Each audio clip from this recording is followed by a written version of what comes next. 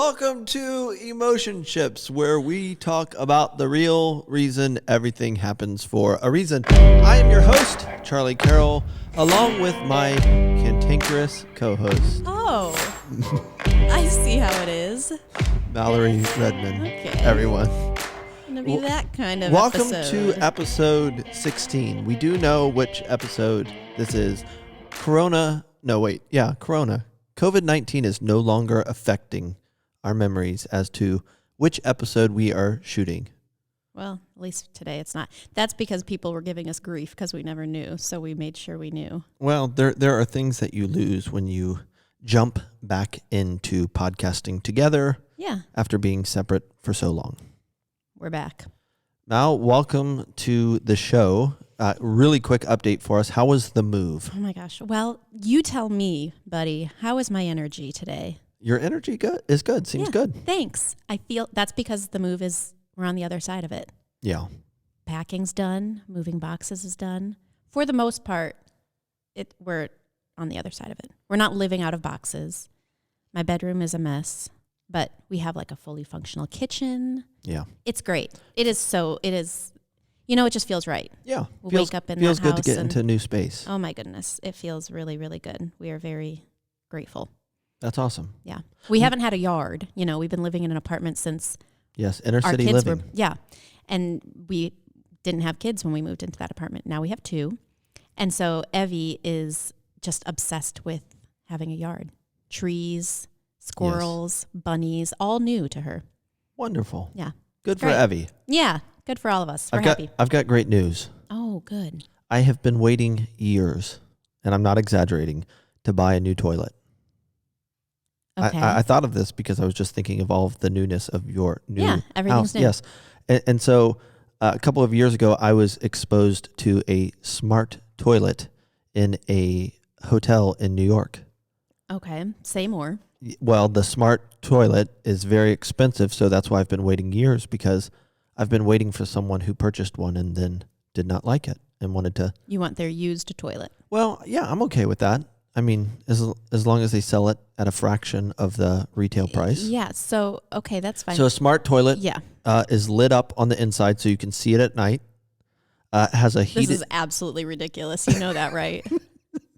Keep going. Has a heated seat and is motion activated, so You know that this is absolutely ridiculous. so that the seat races for you, depending upon. Can you do nothing how you approach it anymore? I mean, I don't know. It makes a lot of sense when you, in the middle of the night, when you have to use the bathroom, that it has LED lights on the inside. Nothing that you need to do requires that much Now, of you. just hang on. Let me change your mind. Okay. Okay. I just bought a house. I can't afford a smart toilet. You can if it's used. Right. The seat is heated, so a little heat for the bum. Yeah, it's still okay. Yeah, just a lot of individualized settings. It's the next thing. Is that your pitch? Is your pitch over? I could go on, but for the sake of time, I won't. Okay. Everything evolves. Everything gets better over time, right? Yeah. But we've needed a toilet for a long time, so I've been putting it off, hoping that someone would get tired of their smart toilet, or maybe bought that toilet, a dumb toilet, and don't need it anymore. So you bought one? Yeah. Do you have it? No, Isn't it? no, not yet. I don't know how long it'll take to get We here. are all looking forward to your Oh review. yeah, there are going to be stories about it. I'm sure. It has a built-in vent to the toilet that sucks the air out before it has an opportunity to fill the room. This is insane. I mean, look it up. That's all I can tell you. I 100% believe you. Yes. Well, you made me think of it when you started talking about all of the newness of your new house. Yeah. Your new house isn't new. No, it's certainly no. I mean, I have a used toilet. Yeah, for sure. There you go. I was telling somebody the other day, maybe it was you, just how like shiny everything was when we were looking at the house. Yeah. And it was just like, this is 100% perfect. We knew that there were updates we needed to do. We weren't like completely naive, but when we moved a day or two ago, like actually it was moving day, and we got in and I got into the kitchen, I was like, this place is a shack. This is terrible. I hate everything about it. Yeah. It's awful Yeah. because now it's mine. And like, I have to put my things in here and live here. And it was like a completely different, like the rose colored glasses were removed. And I was like, the reality of there is no cabinet space whatsoever. I cannot move my things into this kitchen. We have to find another house. Yes. That's the end of the story. Hence the essence of life, everyone. Oh my goodness. Yes. Learning how to progress and grow and take on new things and yet be happy with what you have. Yes. So hard. It's really, yeah. I mean, it's just a lot to get used to. It's like, it stretches me. I feel like I have to stretch and find a new normal. Yeah. Even in like where I put my glasses and my plates and my spatulas. I cannot tell you how many times I have thought about this very same thing. When I was starting to look for my first house years ago, one of the things that my father reminded me of and really taught me was the importance of never allowing yourself to own it until you own it. And the idea there is protecting yourself from walking into a house that you really like because of the neighborhood or the level of trim or a certain feature that you did not have in your previous home or apartment, and allow those things to literally blind you from looking at it with independent, objective eyes. Mm-hmm. And I don't think it's limited by any means to a house. We do this with relationships all the time. I mean, oh my goodness. Think of it, and we'll talk a little bit about this today, how many marriages fall apart because someone becomes discontent with something they once were infatuated with and thought that they could not live without. Yes. 90% of the game, and the statistic is probably higher, but let's just say for the sake of numbers and time here, that 90% of the game when it comes to life and enjoying your life and being happy is about learning to love what you have. Mm-hmm. My definition for happiness is wanting what you have, not having what you want. And in your situation, it's a perfect example. And I've done this with every house that I've ever lived in, that I get in it and I see things that I did not see when we were walking through it. And I always tell myself, like, when I buy my next house, I am going to go through it and I'm going to look for these very things. Sure. Yeah. But it's not limited by any means to purchasing a house or a new car or any big purchase like that. Like, this is life. Yeah. That as we have said before, we were made with appetites. And what is interesting about an appetite is you can quench that appetite or fill that appetite and it subsides. And then over time, as your system processes those nutrients or whatever it is, like, you want to eat again. Mm-hmm. In Proverbs, the book of Proverbs tells us that the eyes are never satisfied. And I think this is something that we as a society do not talk about. And when I have the opportunity to coach individuals and especially entrepreneurs who are bent a little bit more toward the pioneer, the forefront or the frontier, looking out and saying, like, I want to go achieve. I want to get out there. I want to be the best version of myself. Like, by definition, the technical definition of an entrepreneur is someone that takes on more risks. They're willing to take on more risk in their life to achieve things. And achievement is great. But I know what was never shared with me enough is the liability or the downside that comes with pursuing happiness and achievement in life. That you were made with an appetite, and you were made, if you're an entrepreneur and you're up for adventure or to be out on the frontier in front of everybody else as a pioneer, you were made with a huge appetite and more curiosity than the next person.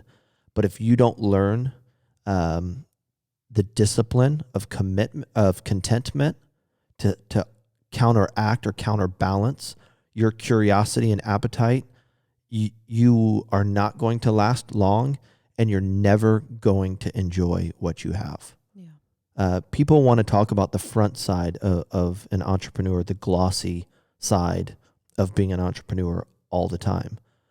but few people understand the risks and the liabilities that come with achievement or the pursuit of happiness. Yeah.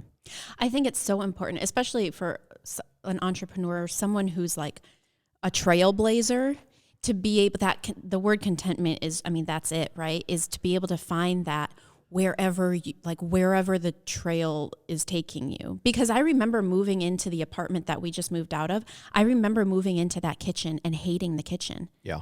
And because it was something new and I wasn't familiar with it. And it was like 4 times bigger than the kitchen I had previously. And now I've moved from that kitchen to a new kitchen. I'm like, this kitchen is terrible. It has no space. It's just something new and it's making me uncomfortable, and I don't feel settled in it yet.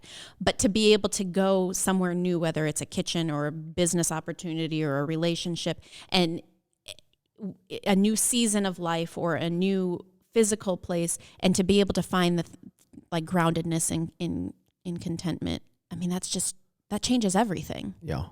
To all of my entrepreneurial friends and followers out there, I can save you a lot of heartache and help make everything worth it.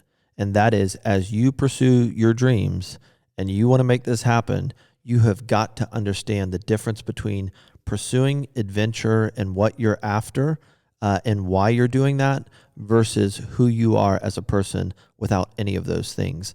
That if we don't learn to pursue out of who we are and out of this deep sense of contentment, it doesn't matter what we achieve. It doesn't matter. Because, you know, and I see this a lot in marriage counseling when I used to do a lot of marriage counseling at the church. What we don't understand is that it is very natural for you to become discontent with A. And let's just say, let's keep this in the context of marriage right now and say that A is your partner, the person that you've married. It is very normal for you to take that for granted, and because you're not investing in that relationship, for you to become tired of A and start entertaining the possibility of B. And this is true in business as well. It's not limited to marriage. But here is the $1 million, if not more, breakdown with that line of thinking.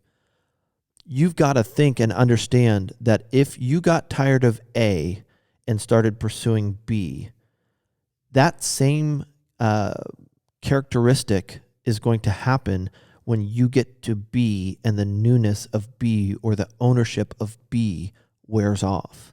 And so it's the magic of contentment as the greatest commitment in your life. That whether it's as an entrepreneur or a spouse, you have got to understand the power of contentment. That, you know, I have watched and counseled couples where a husband and wife just cannot, in the moment, right, like walking through that new house, in the moment, no matter what is said to them over hours and days and weeks, they cannot get past, they cannot understand or comprehend that their spouse is not their problem. And if they got rid of their spouse, the whole world would be better. They can't fathom that. And so they pursue, and often can't hear or can't see that, they pursue getting a divorce and pursuing B, whatever B is, and then they get to B only to understand that next option is not going to satisfy them either. Yeah. And so it's not a problem. The problem does not rest with A or option B. You don't understand you. You don't understand how you were made. You had to be created with curiosity, like, can life be better, and an appetite. I want more. And those are the things, that's the hardware that you were given to move you forward in life. You've got to have it to move forward. However, if you allow it, those components, that hardware alone, to be dominant in your life, and you don't balance out the other side of the teeter-totter with contentment, like a commitment to being content in any situation in your life, I promise you, you will never, ever be happy. You're not going to be happy because you say, here I am at A. If I have B, I'll be happy. You get to B and you're like, oh, because B has a different vantage point. You see different things with B, you know, especially in business. or a level of income. Man, if I could just have this house, if I could just live in this city, if I could just have this amount of income, then you get there and you see the next step on the ladder and you say, if I could get there, I would be happy. And what happens, and I've seen this in multiple generations, I've literally through counseling been privileged enough to see this happen in multiple generations where someone wakes up, they started hustling when they're 18, 19 years old, working 2 or 3 jobs, pursuing things, climbing the ladder of success, making more money, bigger houses, bigger cars. They wake up when they're 70, 75 years old, 77 years old, 80 years old, and they're not happy. Yeah. And their whole life is gone because they never understood how to balance out their curiosity and their sense of adventure and their desire to achieve with contentment. Okay, so what does that look like? Like, how do you, really practically speaking, I feel like I'm always asking you, break it down practically. Yeah. Keep maintaining that balance. Well, again, I often come back to like this filter that I have to put on myself that is constantly measuring my attitude and my sense of joy and contentment. Like where are my emotions at? And as I've said on the podcast before, it is not unusual for me to wake up and just feel heavy. Sure. And I've got to work through that. What's causing this? Can I trace it to a feeling? Was I around a certain person? Is a balance sheet in a certain position? Like if I can trace it to a certain thing, well, then I have to confront that idea like, oh, this account is in a negative, or we don't have enough money to make a payroll. Mm-hmm. Okay, well, what's the emotionship behind that, right? Oh, well, I don't have enough, and therefore life can't be good when I don't have enough. Well, that's not true either, but that I'm allowing that thought to exist and to wreak havoc on my emotions. So I can confront it, get it in check, and move forward. A lot of times I have to tell myself that thought is not true, right? That thought is not a fact. And so practically speaking, what I said was my definition of happiness is wanting what you have, not having what you want.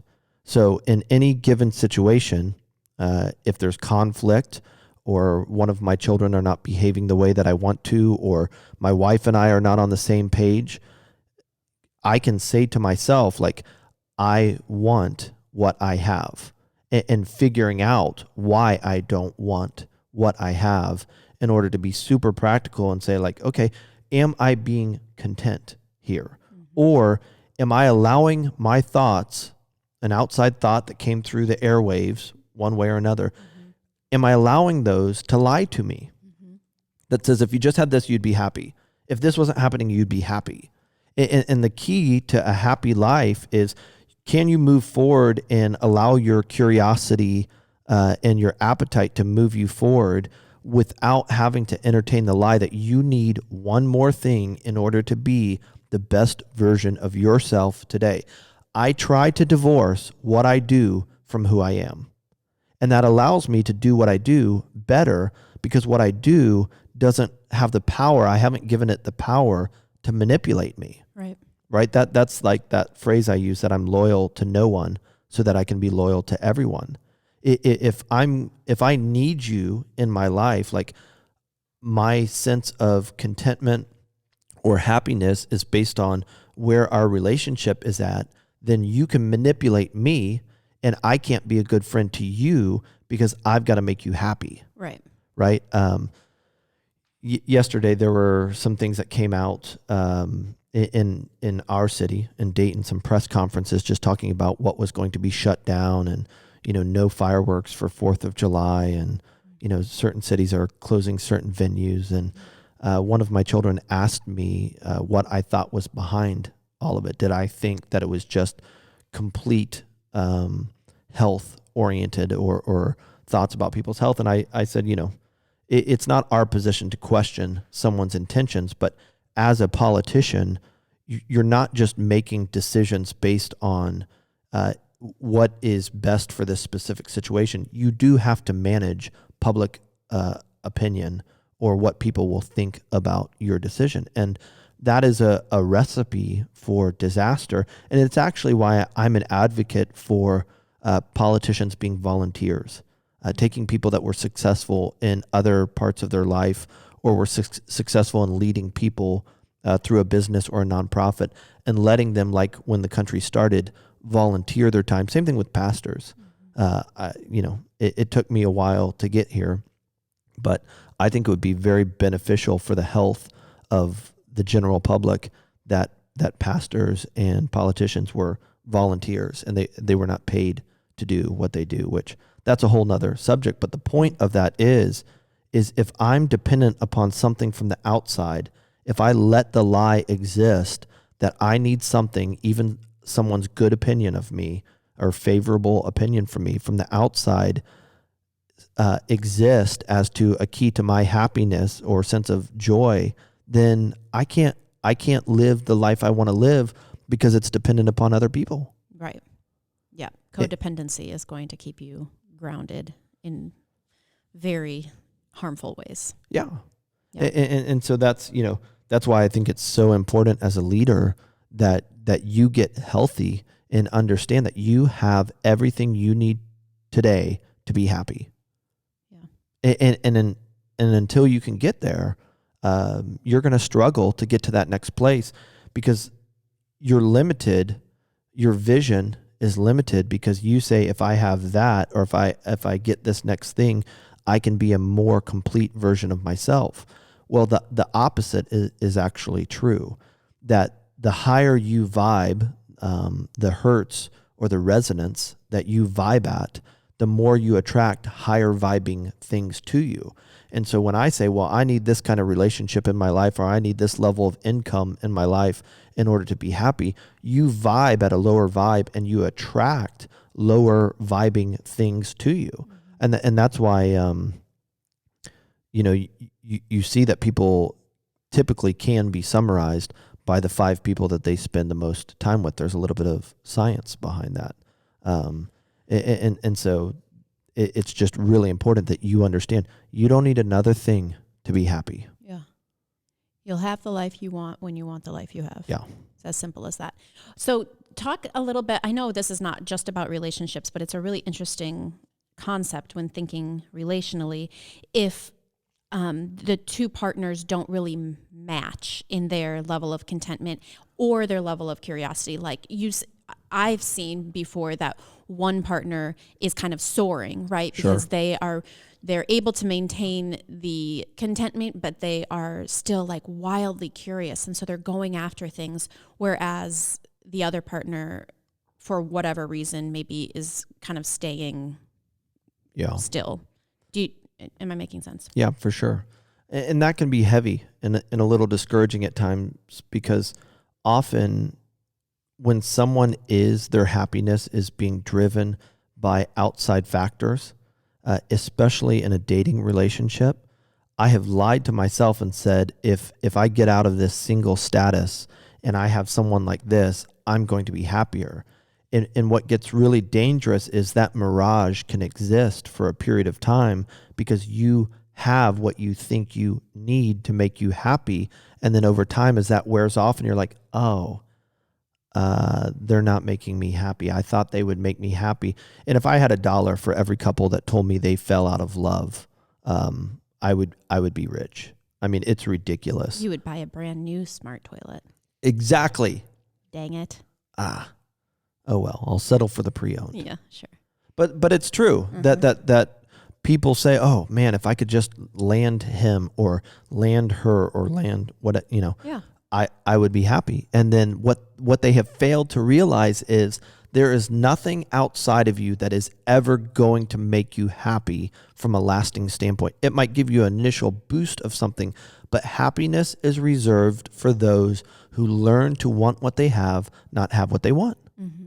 Or else you end up being that person in their mid-70s sitting in the diner on the Friday afternoon or evening by themselves because they could never build deep relationships because they were always pursuing that next thing. So that is I think what I'm getting at then is the building of the deep relationships, because often you see I see it a lot in careers. Like one person, they sort of their career takes off in like a relationship, a marriage, let's say, whereas the other person maybe is just sort of wandering or doesn't feel like their value is being as seen, or it's just they're not as upfront as the other person. And so how do you maintain that deep relationship in this conversation of like contentment and curiosity? Yeah, I would say it's twofold. Number one, marriages have to understand, people that are married have to understand that it's two parts making a whole. And if you learn to appreciate each other's differences, and then also learn to celebrate each individual's pursuit of self-care and full maturity and pursuit of self-development and growth, that's the first component, like just understanding that it's a two-part equation, and both parts are going to suffer if one of the two parts is not committed to growing and becoming the best version of themselves. That's one thing. The other side of it is that it's very important for people to understand that helping the other person grow is not by necessarily telling them what to do, but through serving them and seeing their needs above your own, putting their needs above your own. Now, it needs to be balanced, and sometimes it won't be, especially initially, but the fact of the matter is spouses can't change spouses. They can love them, they can demonstrate, a high amount of light and life and love in front of them, but they can't change them. Often when people are stuck, they're either dealing with generational trauma, or that they don't know who they are. And so they're trying to be someone else in this day and age of social media. It's not uncommon for you to pick out the 2 or 3 people on Instagram or TikTok or whatever it is, and to want to live in them into being who they are.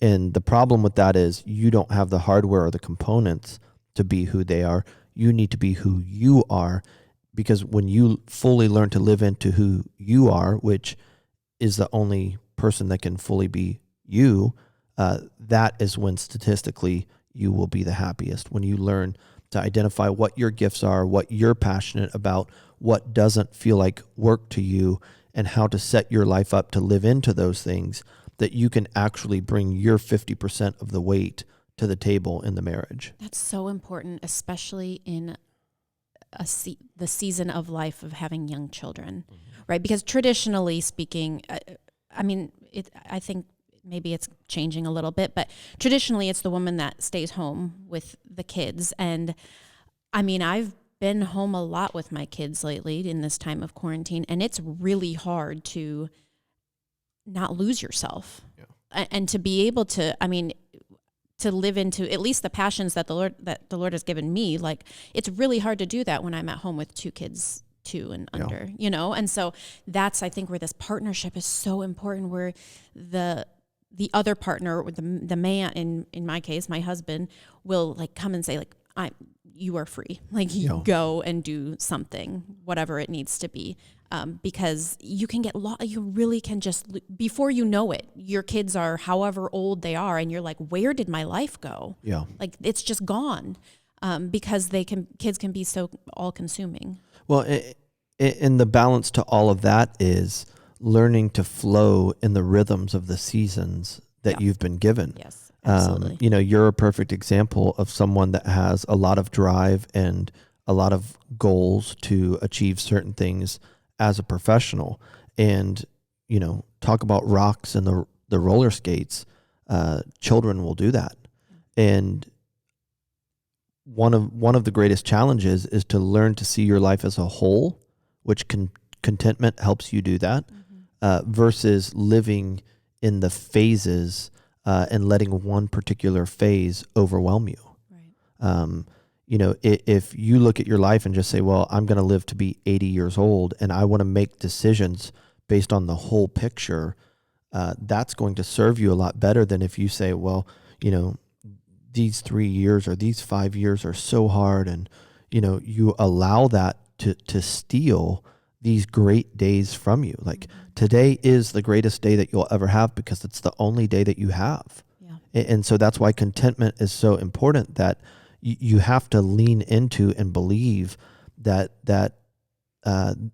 there is a better way than your way, whether you're just reading history and collecting the wisdom thoughts from others, or you live into the wisdom that we live into when it comes to the idea of an intelligent being that we identify as God, that wants to guide us, that loves us more than we love ourselves, that has a picture of what our whole life looks like and wants to speak into today and lead us and guide us so that the overall story of our life is as good as it can get. And so if you don't learn to be content and live into today and say, you know what, if I were in charge, maybe I would be doing this instead of this, but because I'm looking at my life as a whole and I'm learning to live into today, like I'm super happy. I am happy with what I have. Yeah. Something that you have taught me just as a leader is how you start every meeting off with what's good. Like we go around the room and everybody shares something that's good, because how easy is it to talk about what's wrong? Sure. And so that has changed my perspective over the years so much that I do it every single day. Yeah. Is like when I'm getting ready in the morning or something, I'll just name what is good. Even if it's teeny tiny things, like that can be what deflates a bit of the heaviness. Yeah. One of the opportunities that we have had in the Carroll home here since the quarantine is just a lot more time together. And one of the things that I'm big on is my children getting along and loving each other. Mm-hmm. And because they're challengers and they have a lot of passion for life, it's easy to see their sibling as a barrier to what they want.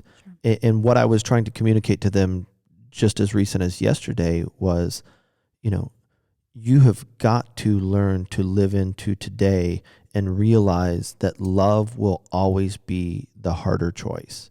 That loving and preferring others will always be more difficult than giving way to your attitude or to the first thought that comes to your mind, or seeing the differences in your siblings' appearance, or how they made that meal, or how they put their things away. Like, it is very easy. The easy decision is always going to be to choose the lower road, the lower vibing situation, the lower vibing response, versus stopping, realizing that you're frustrated because primarily it's different than how you would have done it, and choose to respond in a way that lifts them up versus tears them down. Yeah.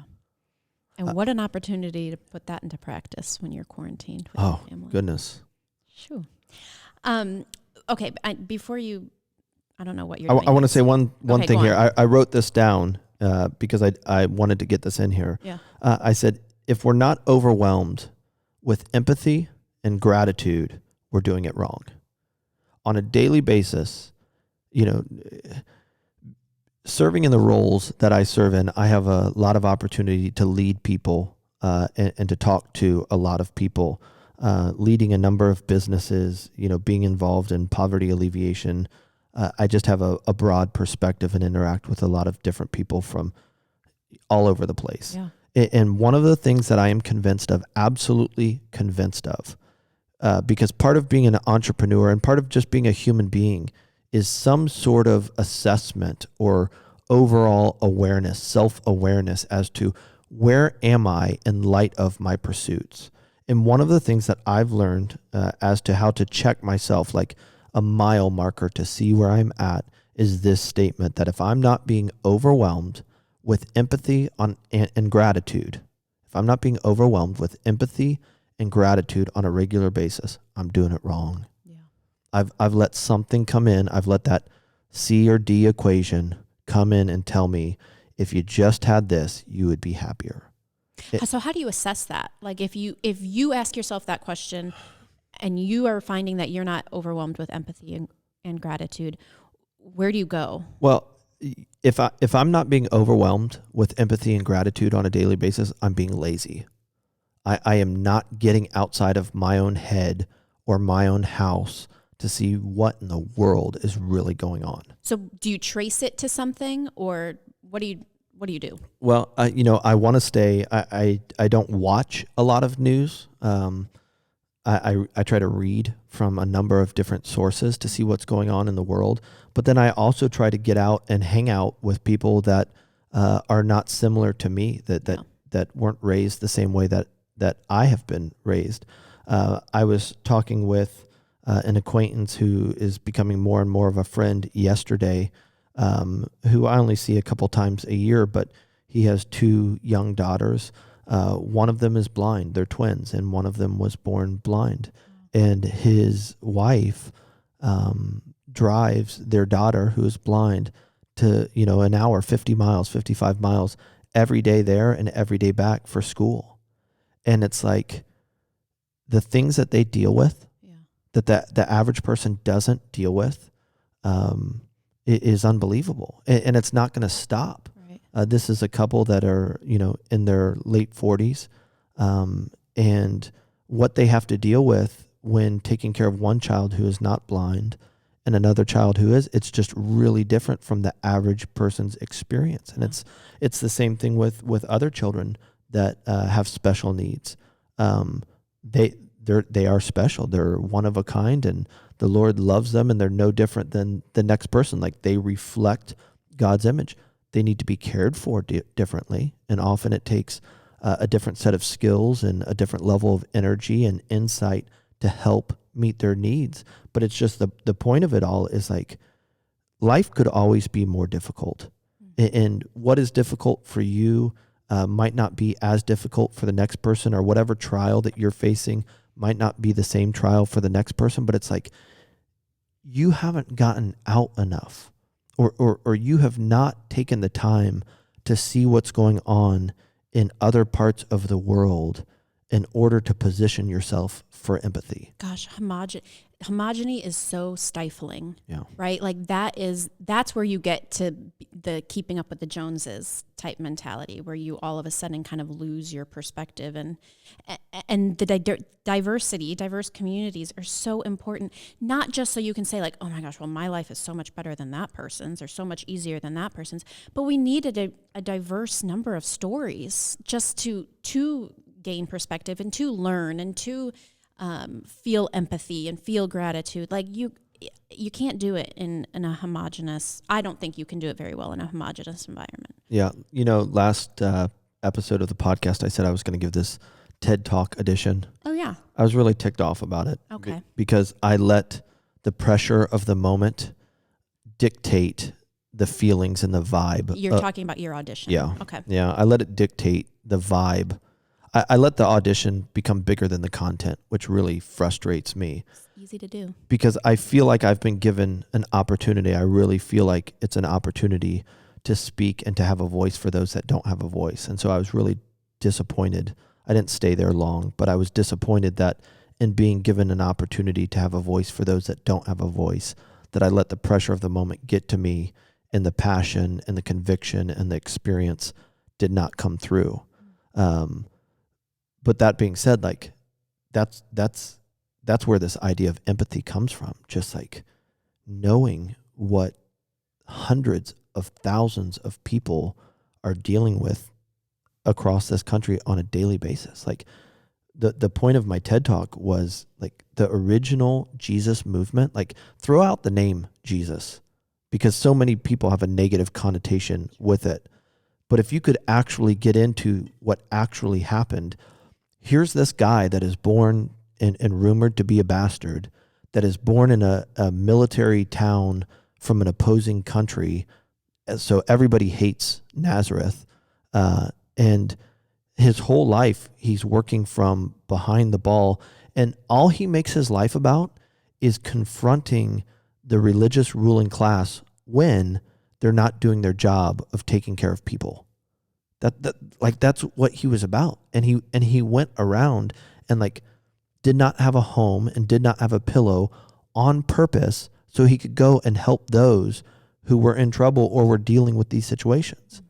Mm-hmm. And so that was the point, of my talk, that if you really understand what that movement was about, it was about empathy and moving toward people that don't have a voice, that don't have resources. And even greater, diving further into the talk, what I was saying is it's not about feeling bad for them and going and doing things to make yourself feel better. It's about realizing that the poor are actually people versus problems to be solved. And so, just getting back to your question, if I am not having empathy and gratitude on a regular basis, on a daily basis, I know that I'm being lazy with my time and my circle has closed and I have no idea what is going on with hundreds of thousands, if not millions of people all across this planet. Yeah. That's so good. That's a great, I feel like you are really good at giving us simple questions that we can ask ourselves to sort of figure out where we're at. Yeah. And that is one of those. Well, I remember, and I think I've told this story before, when Charlie, our oldest, who's now 15, was younger. I think he was around 8 years old, and he could not keep food down. And this went on for weeks and weeks and weeks, and they what a nightmare. They could not solve the problem. And he was becoming skinny to the point that it was alarming. Yeah. You looked at him and you could see the bones in his face and the bones in his back. And eventually we ended up, after absolute exhaustion, we ended up in the ER for the second or third time at Children's Hospital here in Dayton, which is a phenomenal group of people. And the doctor came in and said, we need to test for leukemia because that's about the only thing that's left. We're going to run some blood tests. And, the whole emotion of them trying to get a needle in his hand and couldn't do it, and bringing multiple people in. I can remember sitting there beside his bed waiting for the hour or 2 hours for the results to come back. And what overwhelmed me in that moment was just like, man, there's a whole building here, and it's just one city of people that are beside themselves, absolutely beside themselves, trying to figure out what they're going to do. Some of these people will watch their children pass into eternity today. Yeah. Like, I remember those feelings, and I only had to deal with it for a period of weeks. There are people that are dealing with this for years. Mm-hmm. And so then we get back to our regular life, and it's like, tell me what's your problem? Right. Why are you discouraged today? Why are you upset today? Why are you criticizing people today? Why is everything so down? Yeah. And so I just said here, if I'm not being overwhelmed with empathy and gratitude, I'm doing it wrong. Doesn't matter what I have. Doesn't matter where I live, what I'm driving. If I am not overwhelmed with empathy and gratitude, something from the outside has gotten inside and convinced me that if I had that or I didn't have that, I would be happy. Yeah. It's crazy. Yeah. I have an employee, a long time employee that's a good friend of mine, who has a son that's almost my age that has dealt with seizures for over a decade.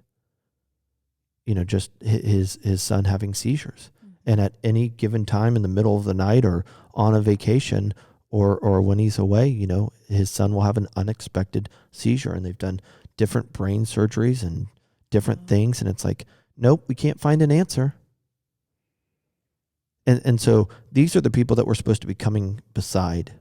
This is what faith is all about, is empathy and then gratitude. Yeah. I just don't, we can get overwhelmed because we're human beings and we get tired and cranky when we're hungry and things like that. And that's fine. But overall, even jumping into the idea of marriage or being a leader, at the end of the day, you're not really equipped to be a good spouse and to be a good parent and to be a good leader and to be a good owner if you are not healthy. And you are not healthy if you're not being overwhelmed with empathy and gratitude. Yeah. It's a starting place, right? I work out of, I build a foundation. My operating system has got to be empathy and gratitude. I've got to work out of that. Everything starts from there. Right. Or else I will constantly see the downside of what's not versus the upside of what can be. Well, and you talk about having a life that other people want to be a part of. We talk about that a lot around here. And I know people who do not experience empathy or gratitude. And I don't want to be anywhere near them. Yeah. I'm sure people are thinking of those in their community right now who they really struggle with empathy and gratitude, and it's no way to live. And you're going to stay lonely for a lot of your life and be wondering why I don't have that spouse, or why I don't have that job, or why I don't have those friends. Well, maybe start by feeling some empathy and gratitude.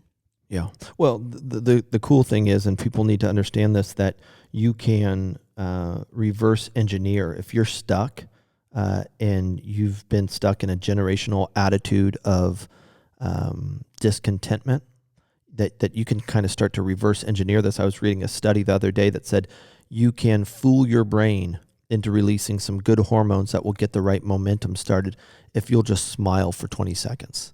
Nice. Right? Like, fake smile? Yeah, fake smile. Gotcha. Just hold a smile, because what's happening is those muscles are attached to things in the brain. So basically you can reverse engineer and just hold a smile for 20 seconds to change your demeanor. You should definitely do it in public and see what people do. Yeah, just hold it. Yeah. I have a study, and we'll drop this in the show, from Inc., where Harvard spent 80 years studying happiness. And it came down to one key habit, and the key habit was deep relationships. That happiness came down to deep relationships, and it's a little tricky there, right?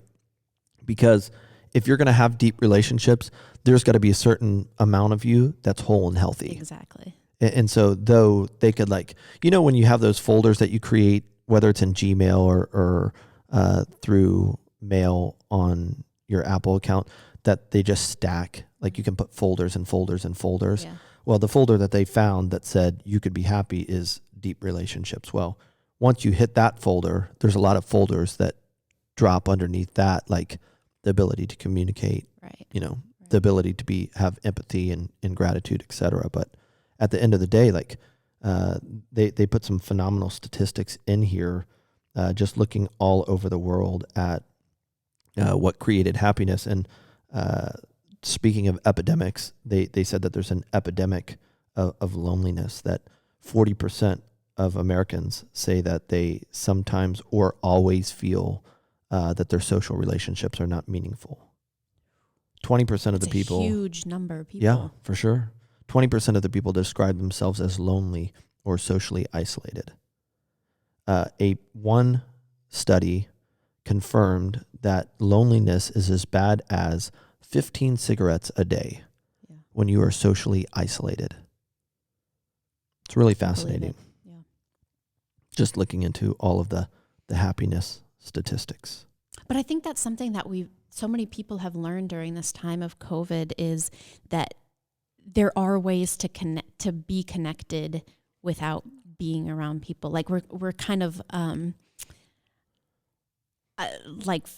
figuring out ways around isolation, social isolation, and loneliness. Like we're kind of hacking the system a little bit because we have to. Well, yeah, and I think if we got deeper into that, because we're not allowed to go certain places and buy certain things right now, people are being forced to see that they don't need those things. They don't need those outside factors in order to be happy. Exactly.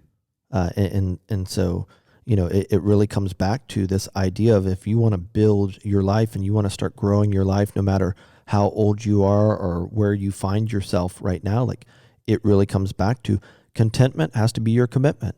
Yeah. It's not achievement. Achievement and, the pursuit of achievement and happiness is a trap.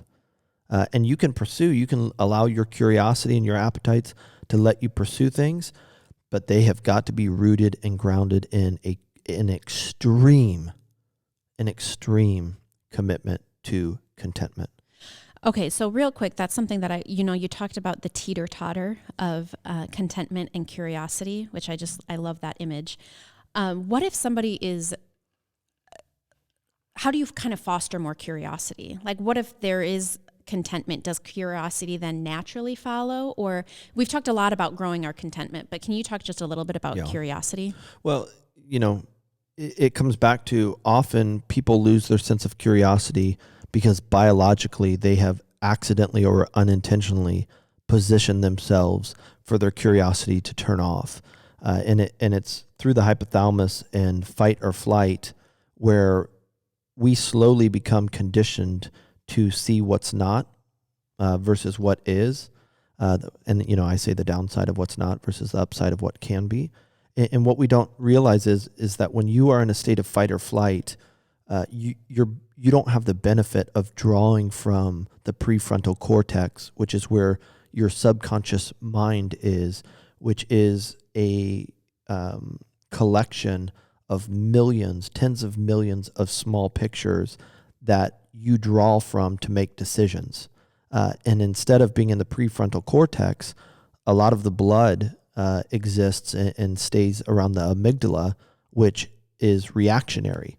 And it makes you this way because you have started to view more threats than opportunities. And so you naturally lose your sense of curiosity because you are preparing for somebody to throw a punch or to take something from you. Yeah. And so it's important that, you know, you understand that you have got to slowly start focusing on what can be and what you have and allowing that to inspire contentment, because the more content you are and the more you practice contentment and empathy and gratitude, the more you will get your biology up and out of that state of fight or flight, which will release and open up new resources for you to go on and see and want the frontier like never before.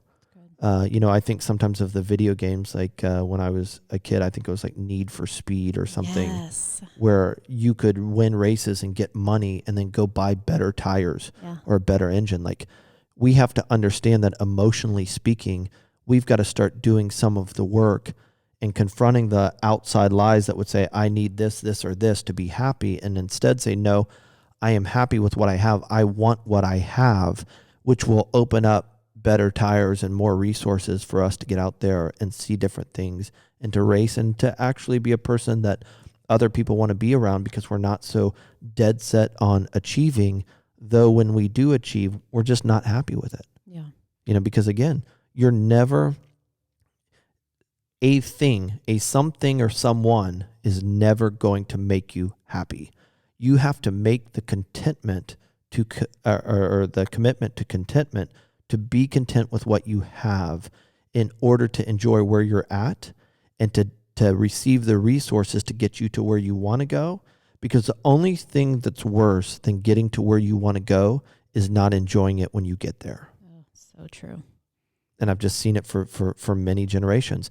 If A is not pleasing you, whether that's a state of life, where you're living, who you're with, if A is not pleasing you right now, there is not a single indication that you will ever enjoy B, C, D, E, or F. Yep. I stopped there because there's only so much of the ABCs that get me in that I can do. I'm going to go home and hug my kitchen. Do it. I love my kitchen. There you go, Mal. That's what I love about you. You're such a fast learner. Ladies and gentlemen, this is episode 16 of Emotionships, where we discuss the real reason everything happens for a reason. I did remember one thing. Oh, what's that? That I tend to fail to remember. We appreciate you tuning in to support us, but would appreciate if you share the link, if you post something and share what we're talking about. We want to grow our community, not because we're not happy with where we're at, but we do want to move forward and share as much of the goodness with as many people as possible. Yeah, we are content and curious. See you next time.